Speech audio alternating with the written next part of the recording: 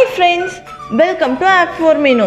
நம்ம எல்லாரோட ஃபேவரட் வாழைக்காய் ஃப்ரை எப்படி பண்ணுறதுன்னு தான் நம்ம இன்றைக்கி பார்க்க போகிறோம்.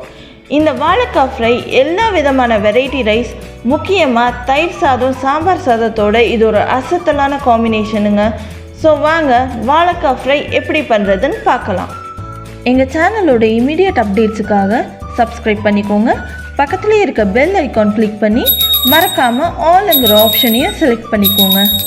வாழைக்காய் ஃப்ரை பண்ணுறதுக்கு ஒரு பேனில் 5 ஸ்பூன் அளவுக்கு எண்ணெய் சேர்த்துக்கோங்க. எண்ணெய் நல்லா சூடானதும் 5 to 6 பல் பூண்டு நல்லா பொடி பொடியாக நறுக்கி சேர்த்துக்கோங்க.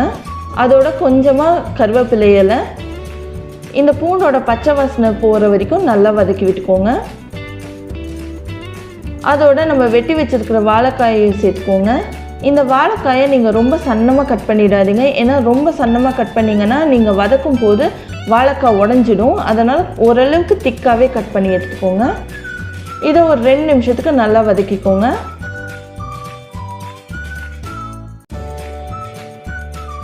வாழைக்காய்க்கு தேவையான அளவு உப்பு, 1/2 ஸ்பூன் மஞ்சத்தூள் சேர்த்து இதை நல்லா கலந்து விட்டுக்கோங்க. நீங்கள் இப்போயே எல்லா மசாலா பொருளும் சேர்க்க ஆரம்பிச்சிட்டிங்கன்னா வாழைக்காய் ஒரு மாதிரி கடிஞ்ச மாதிரி ஆகிடும். அதனால் ஒரு 40% வெந்ததுக்கப்புறமா நீங்கள் எல்லா மசாலா பொருளும் சேர்த்துக்கலாம்.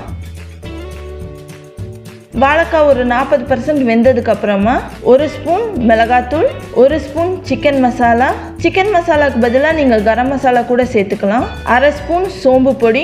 இதை எல்லாத்தையும் சேர்த்து வாழைக்காய் நல்லா கிறிஸ்பியாக மாறுற வரைக்கும் வறுத்து விட்டுக்கோங்க.